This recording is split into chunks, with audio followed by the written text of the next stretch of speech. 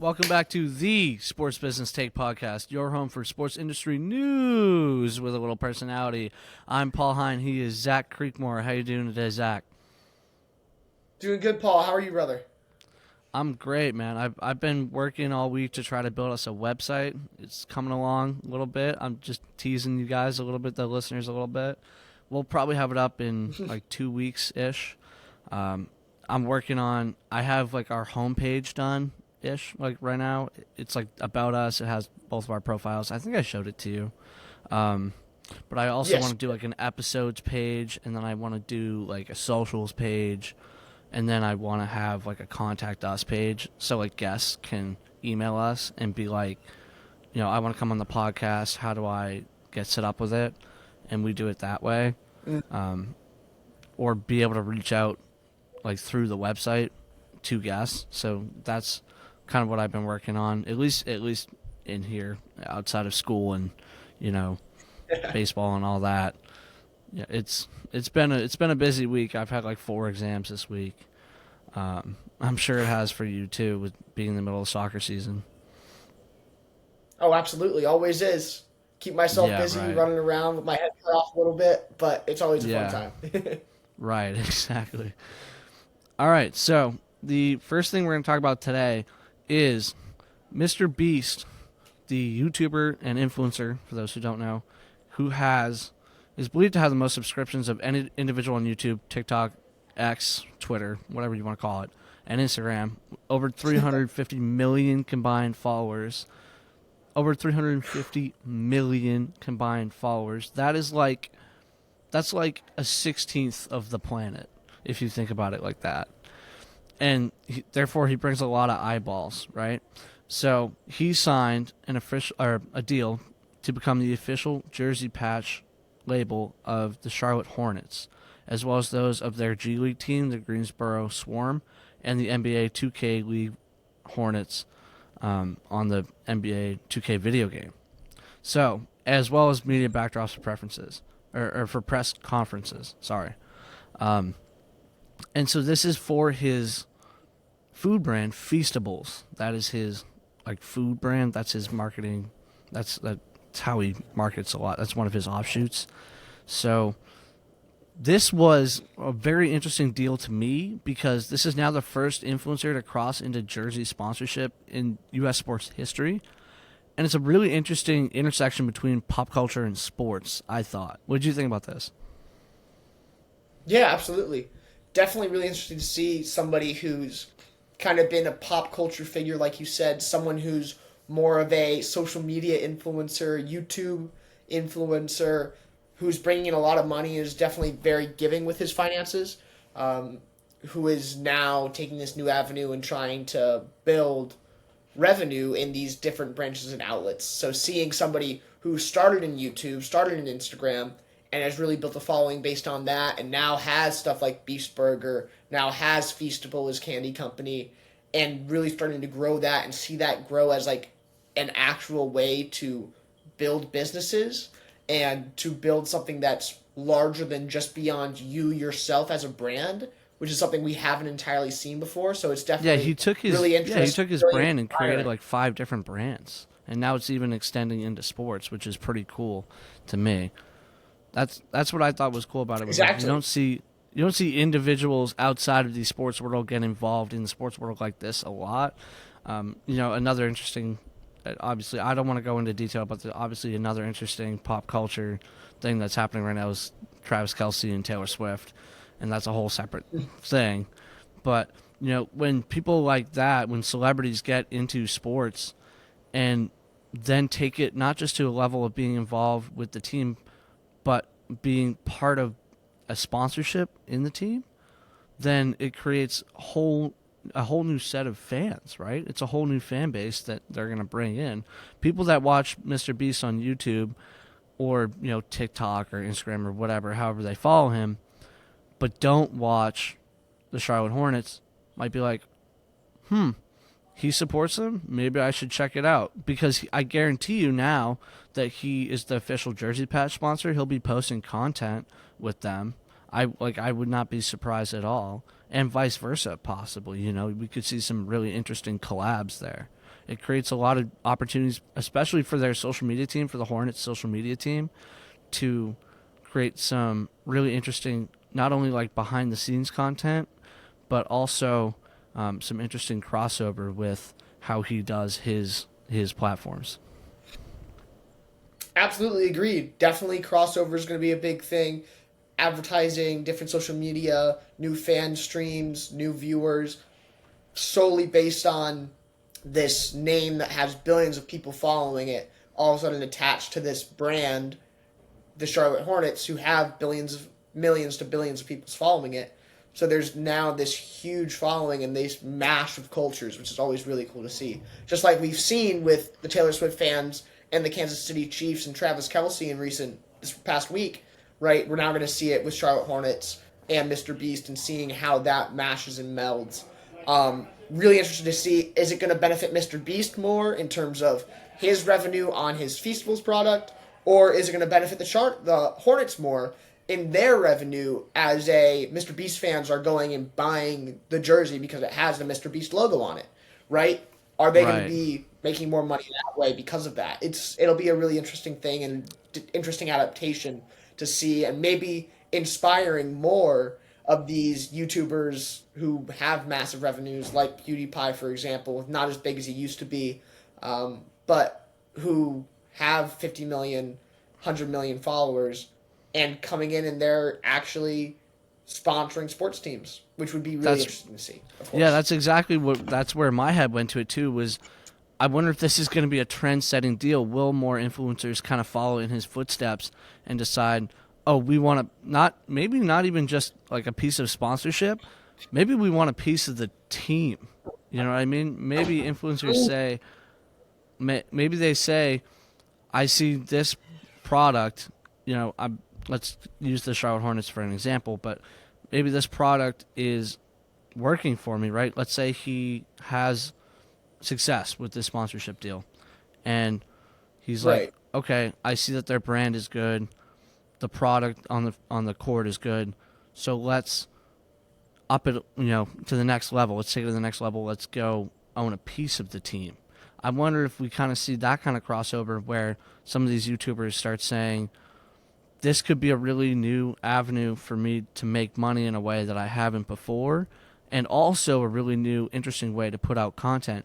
Because, like, let's be honest, in the social media world, there's only so many new ideas you can have, right? There's only so many new ways you can create content, and even for us, I find it a struggle sometimes to create new content. Like, I have to spend sometimes like a half hour or at a time just thinking of like, oh, what am I gonna put out next week? Like how am I gonna create some interesting behind the scenes look, or how am I gonna give the listeners a new experience, right? And I feel like this could be a Right. really interesting opportunity for both sides to be like, oh, this is a really new, interesting way to create a different type of content than we have been putting out traditionally. Yeah, absolutely. And it brings you talking about them getting into ownership groups and stuff like that is definitely really interesting, specifically because if we look at recent times with been going on with Wrexham Football Club in Wales and the acquisition of that by Ryan Reynolds and Rob McElhenney, and if you've been following their documentary and docu-series on the rise of Wrexham now in League Two, and seeing that growth, I think it's definitely influenced a lot of, I guess you could say, celebrities and famous individuals who are really interested in kind of sports and making their money and investing in stuff. And we've seen a lot of growth. Like we've seen Tom Brady start investing in teams. We've seen, Right. I think Travis Kelsey's invested in a team. I think a couple others, right, are all invested in these new avenues now. Mahomes. And Um, those guys are Mahomes sports, is but invested. Yeah, they're also celebrities, right? and it's Like very it's different the because they are it's one sports, and the right? same. Right. It's one and the same. Agreed. Yeah, And then but there's one I other that's really interesting from years ago that if you want to hear about it, I can talk about, but we don't need to worry yeah, about it if yeah, you don't go want to. ahead. Go ahead. So have you ever heard of hashtag United? Yeah, yeah, I have. Okay. I don't So remember the details FIFA, on it, but I've heard of it. right?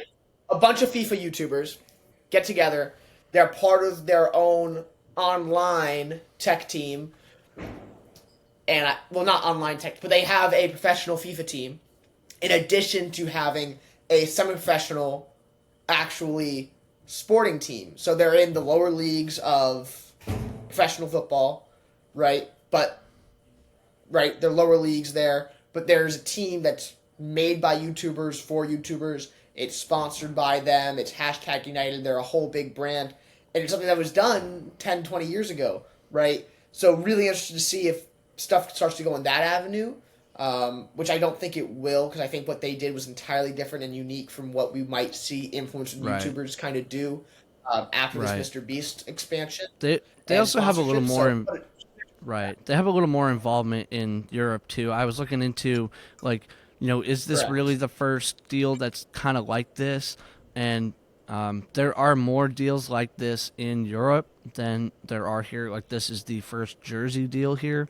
The only other deal that is even similar is Logan Paul and KSI's brand Prime have sponsorships with the LA Dodgers and the UFC. So they have Yeah. coordination with them, but Mr. Beast is the first to go so far as I want to have my patch on the jersey, and that's kind of like that's a level of sponsorship that is kind of almost at the top tier, if not the top tier.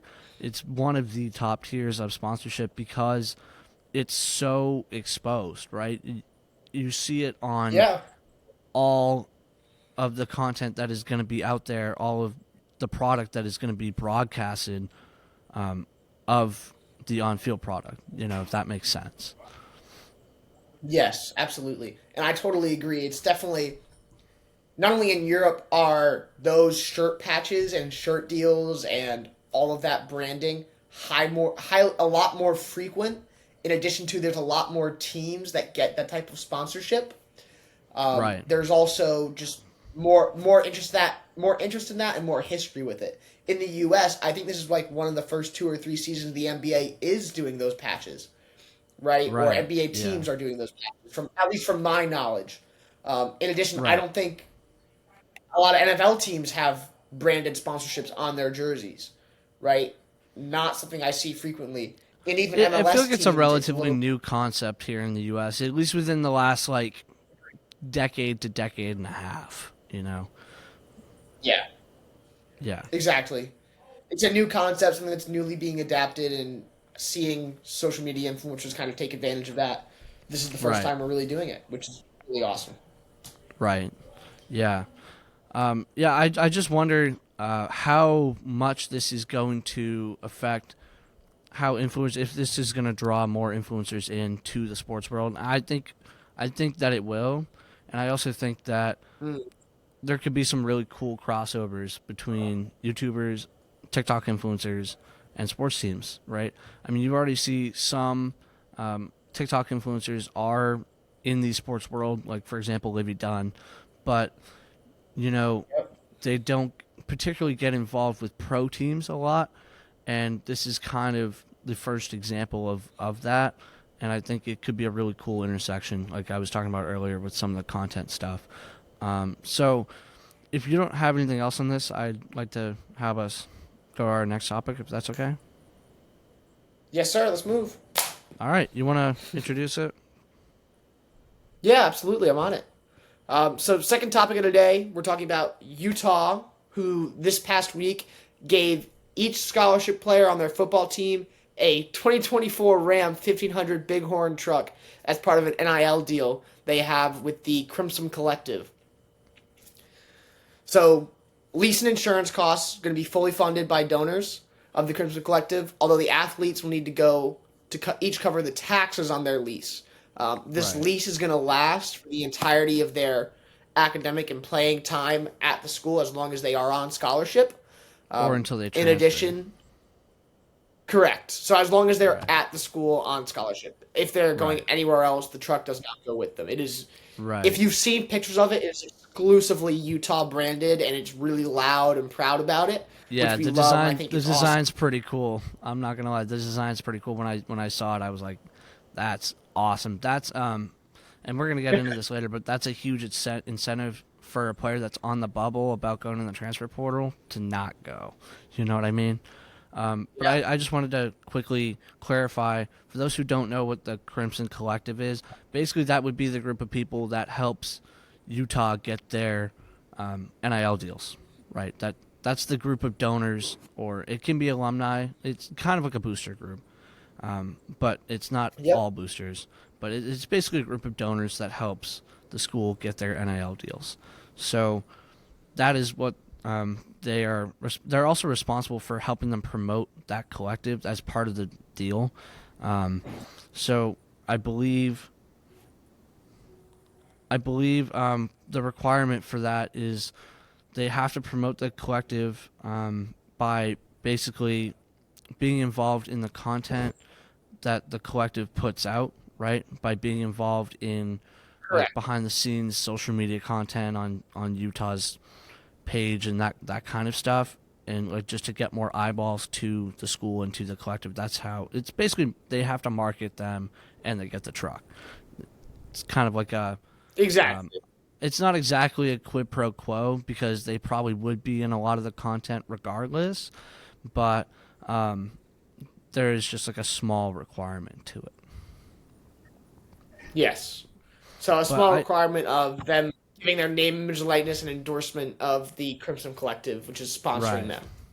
right, exactly, yeah, and that's not a huge deal. Like they probably would have gotten involved in that somehow anyways, right? So it's not like they're being held against their will or anything like that. Um, it's completely voluntary and that kind of thing. But to me, the interesting aspect of this is I had two questions that I wanted to like address, which was one, having it apply only to scholarship players seems like an interesting decision. I wonder whether that was a condition of the deal presented by the team and the collective, or by Ram itself in partnering with them. And I don't know the answer to that Yeah. question, but like, what do you think the advantage of, or what do you think the thinking behind having it only apply to their scholarship players would be? Yeah, definitely, definitely kind of difficult, and definitely kind of hard to see why. But also, I kind of do get it. If you're buying 85 of these top of the line 2024 trucks, Right. right, which is Or probably sixty what thousand Utah's dollars. roster size, maybe a little bit, right? So it's $60,000 times 85 individuals. Yeah, they sent out If about you're doing 100 it for trucks this every, week. It was about 100 trucks that they right? sent out this week. Okay, really? So you're saying Hmm. they have 100 players on scholarship? That's what I read in the article that we read. Yeah, there were about 100 trucks Yeah. delivered this week. So if Dude, it's a college football hundred teams are trucks, big. I would say that 99% of their athletes that are part of the football program are on scholarship. More than Meaning likely. I that mean, it's college not a football teams are big, like 100 to yeah, 120 guys. 120 guys is a lot I mean, more than because I you're would thinking expect. about But yeah, they have like 3 to 4 strings of players, right? They have their starters, they have the second string, third string, and yeah, sometimes a lot of people fourth string, and then they have some red shirt guys too. So you're talking about a lot of different groups of individuals that could that are on the football team that could be eligible. But yeah, they sent out about 100 trucks, and it's $60,000. You do the math. That's what 6 million, six right? 600K, 6 million. Yeah, 600K. Sorry. Um, no, no, 6 million is right. Six yeah, million is no, right. no, Because yeah, 6 million. times 100, Yeah, 6 million. that's about 6 million in value of trucks. So, I would expect that they would promote it a little bit.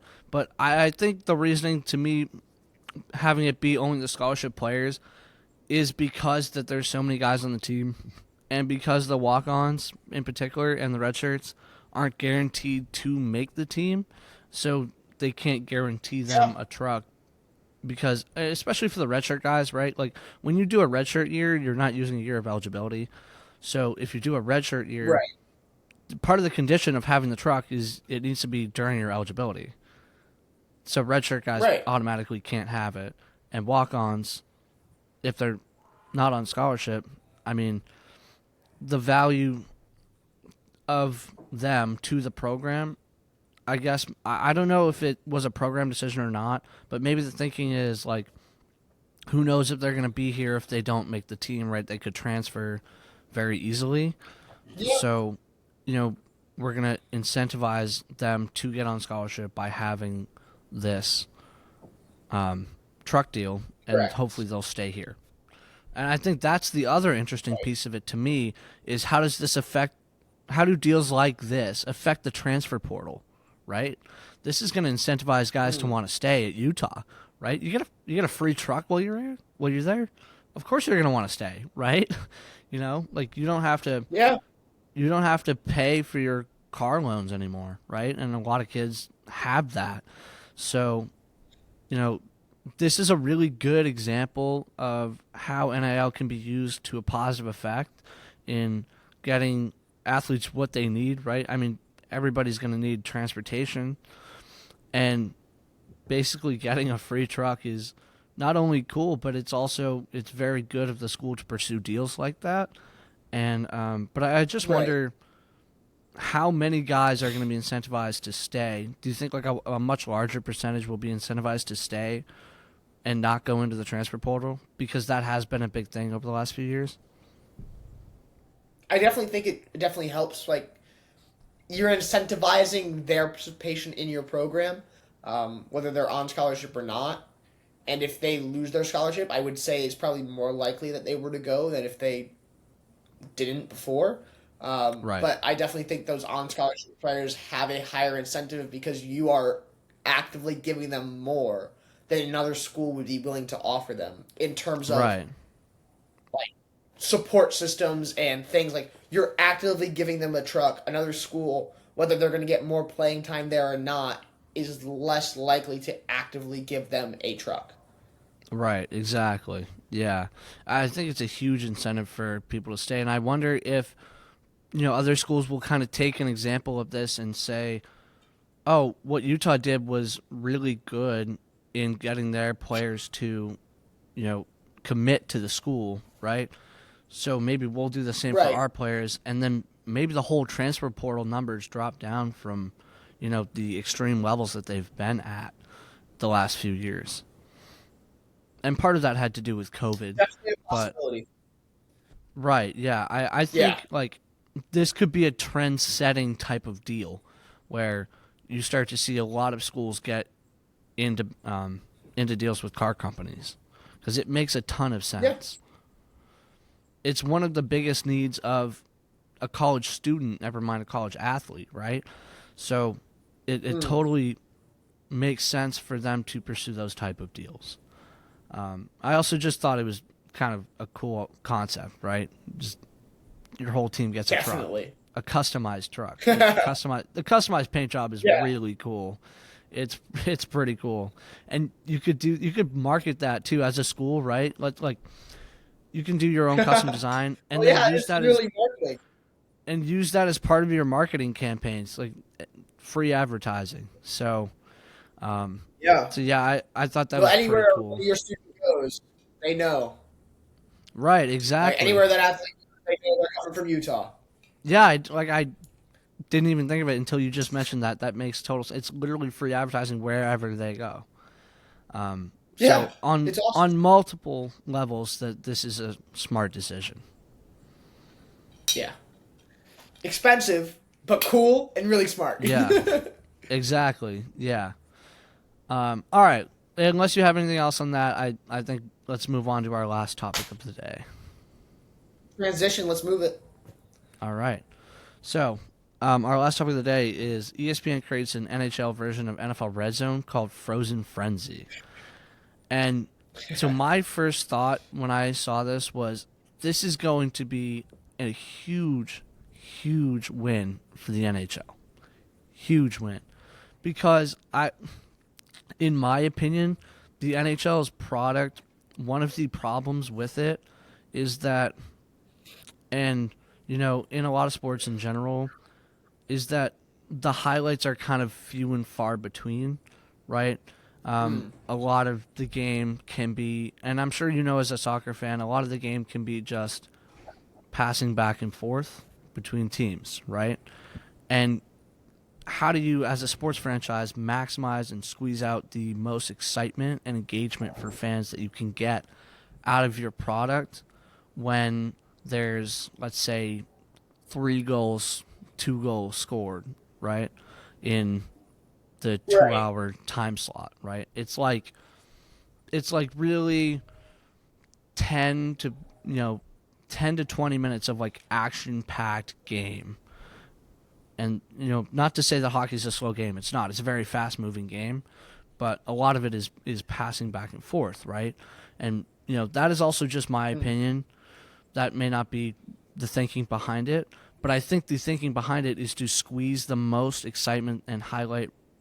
Like, because listen, we live in a highlight reel world, right? That's just the way the sports world is at the moment, because of social media, because of our society's short attention spans. People are always looking for the highlight reels, right? They're looking for what was the most exciting thing from the game without having to sit down and watch it for 2.5 hours. So the fact that they can now jump around between games that are going on at the same time and get the most exciting part of whatever game is the most exciting of the games on the slate going, I think will help their product immensely. What do you Absolutely agree. I think this is a great move for the NHL. I think something they've been missing is that type of, here's the center of everything you're going to want to watch tonight, right? Especially for those entry level fans who might not have a team they're following, or right. It's for the casual fans. Right, exactly. This isn't for the diehard hockey fan that's No. there and wanting to watch every single game every time and wants to support the Islanders or support the Devils, etc. Right? Right. Those fans But can I do will exactly say, what I was talking about and sit through the 2.5 hour game and love every single second of it. But this is more directed towards the casual fans, where it's like, oh, I'm interested in hockey, but maybe I don't have the 2.5 hours to commit to it today, so I'm just going to sit down and watch the highlights from these games. or you love hockey and your team doesn't play tonight, right? Right. So you have that fan that's maybe it's a Canucks fan and they don't play tonight, but they can go and they can watch all the other games via the Frozen Frenzy because they know they don't want to watch a specific team. And I definitely think it's, especially the thing you mentioned with social media and us living in a highlight reel world where our attention span might be shorter than 7 minutes. Right? And someone isn't going to be able to watch the whole game. They need that transition to be able to stay focused on it and to really kind of absorb the information and fall in love with the game. It takes you into what games are the most interesting to me, right? And they're only going to debut this on one day so far. It's set to debut on October 24th as kind of their test run for them to see how it goes. And there's no clarity to if there's going to be more trials of it beyond that date. But it should be easy for ESPN to do because they own all of the out-of-market games rights. They own all of the out-of-market games rights for the NHL. So creating a service like this should be super attainable, right? It just takes a person, an extra broadcast team, really, to be able to put it together. That's all it takes. And, that ESPN has enough resources they can hire those people, right? So I think this is going to be right. I think this is going to be a really interesting and useful service because you're going to get more action. And when there's multiple hockey games at the same time, you're going to be able to, you're not going to have to flip channels, or you're not going to have to pay for more streaming services if that's how you watch games. All you have to do is flip on ESPN, and they have it all. Yeah, I think it's a smart move by ESPN. Great move for the NHL. I'm really interested to see who or what team and what games end up getting the most coverage on that service. If they end up doing more than one night, right, of the Frozen Frenzy. and really I think interested they'll to see do is more it the than one best team night. in the league that gets that most coverage, the one that wins the Stanley Cup final, or is it a team that concedes a lot of goals, so you're seeing a lot of highlights against them? I don't know. It seems Right. like a really interesting thing to analyze. Yeah, I think they're going to get more than one night out of it. I mean, the concept is so solid that I believe that it'll be a huge success. But I'm really interested. I'm going to have to tune in on October 24th. And for those of you who are hockey fans, you should tune in as well because I feel like that'll be a really interesting thing to see play out on the broadcast. Agreed. I know I will be tuned in. I'm here for it. Me too. I tuned into the side note. I tuned into the Toy Story game last weekend. Did you at all? Yeah. I I watched the saw whole. highlights from it. And it looked really interesting. Yeah, so I watched the whole quarter of the alternate broadcast. I thought it was pretty cool. I'm not gonna lie. I mean, there were a lot of different things that they could do with it. They had the Slinky dog from Toy Story be like the sideline marker for the first down and 10, or I saw that that. type of stuff. That was pretty cool. And they had the claw coming in to pick up the ball and move it up. So I thought there were really a lot of interesting animation concepts that they used in there, and a lot that they could use going forward. And so to watch something like that, I definitely have to now tune into this as well. We're totally into. We're both of us gonna have to be into alternate broadcast now, Oh because yeah. I think it's a cool thing to talk about, especially on a platform like this. Absolutely. If you have nothing else, I'd like to move on to the sports quote of the week. Wrap it up a little. Yeah. All I want to say is I really loved the big heads for the alternate Yes, broadcast. I thought it was so sick. yes, that was awesome. Yes, that was really cool. I loved how they kind of used the Toy Story characters to emulate like who would be who a little bit. They didn't use the Toy Story characters as the players, but instead of having like normal commercials, sometimes they would have like the trivia questions about Toy Story characters. They used so many Okay. different interesting ways to entertain people that I think it could be a really interesting concept applied to different movie franchises going forward, for sure. Absolutely. All right, why don't I let you start with your sports quote of the week because I just went on a whole montage. Okay. So my sports quote of the week, kind of a bit less of a quote, more of a moment of the week. Really interesting to see. If you've been following the Premier League recently, you would have heard about it this past weekend. Jurgen Klopp on the Liverpool versus Spurs game and the refereeing controversy that came in with it. I've got a little passage from him to read, and I've got the refereeing situation to read. But Jurgen Klopp said it's really important that, as big as football is, and as important as football is, we deal with it in a proper way. He told reporters Wednesday all the people involved, the on field referee, linesman, fourth official, and especially in this case, VAR, did not do that on purpose. We should not forget that. Now, I'm going to read you out the exact situation of the VAR communication between the referees because it really gives context to the situation of how. And I'm not saying VAR is bad in any way, but how much this took over this past week of Premier League news and its adaptation of the video assistance and how it might be going forward. So this communication is VAR, possible offside on Diaz, right? Assistant referee number 2 says give it. Assistant referee 1 coming back for the offside mate. VAR, just checking the offside. Delay. Give the kick point. Let's go. Kick point, please. Referee, yeah, no worries, mate. Replay operator. So here we are. Just get a tight angle. VAR, yeah, give me 2D line ready after this. 1 for frame, 2 after that. So frame 2 there, that's fine. Perfect, yeah, 2D line on the left boot. Let me just switch angles. I think it is. VAR again. Replay operator, I think it might be this angle better. Happy with this angle. VAR, yep. Replay operator, 2D line on the boot. VAR, 2D line on the boot. Replay operator, yeah, okay, so 2D line on the boot. VAR and stop. Check complete. That's fine. Perfect. Assistant referee, 1, playing. Referee, cheers, mate. VAR, thank you. Well done, boys. Good process. Question mark, question. Replay operator. Wait. The on-field decision was offside. Are you happy with this? Assistant VAR. Yeah. Replay operator. Are you happy with this? Assistant VAR. Offside goal. Yeah, that's wrong. That Daz. VAR. What? Replay operator. On-field decision was offside. Are you happy with this image? Yeah, it's onside. The image that we gave them is onside. He's played him. He's gone offside. VAR. Oh, explicit statement, meaning probably oh, F-bomb. Delay. Ollie's saying to delay. Ollie's saying delay. VAR pardon. Replay operator. Ollie's calling in to say delay the game. The decision is onside. VAR can't do anything.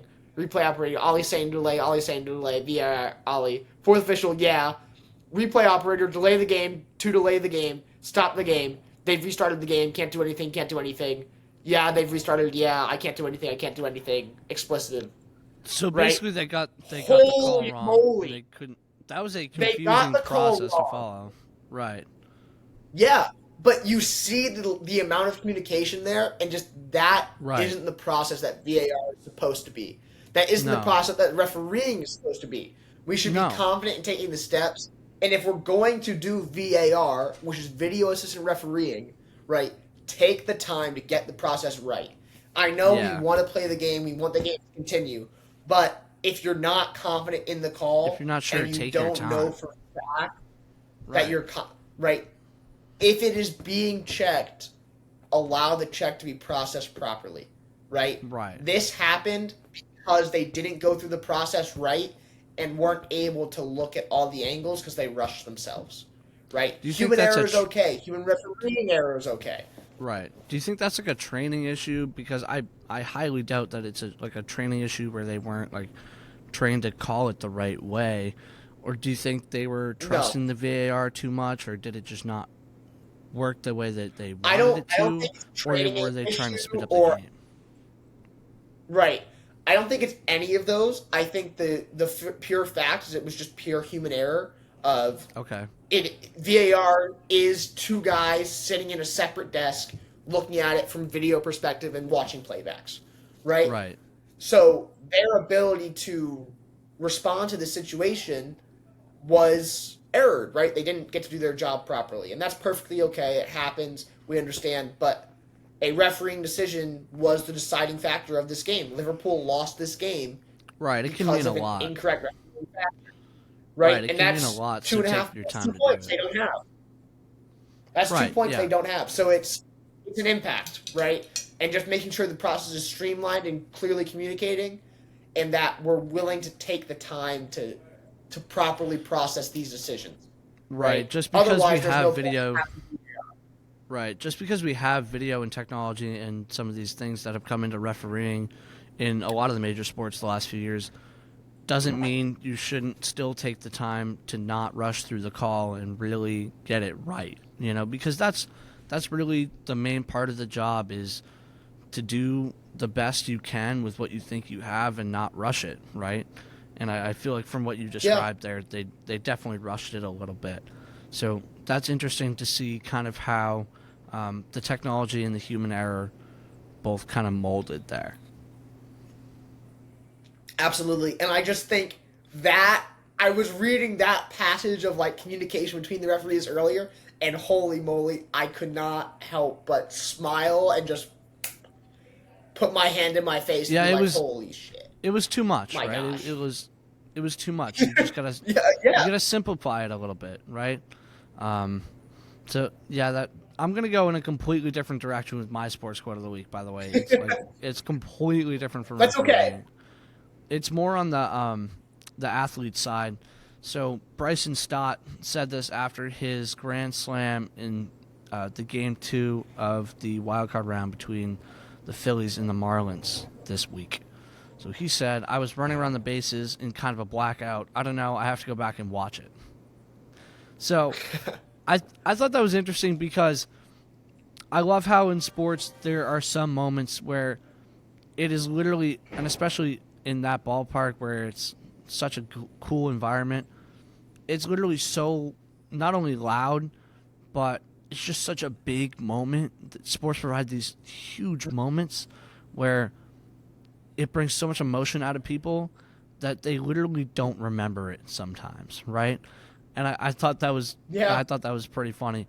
But also, working in sports, is it not our goal to kind of provide people with those memories where it's like we want them to remember it, but we almost want it to be such a good time that maybe they have to go back and watch it a little bit to remember all the details, right? Because they were so engaged with it, they were so engrossed in their emotion, or our product brought that out of them, right? We want our product to bring that out of them. That's kind of what I took out of it.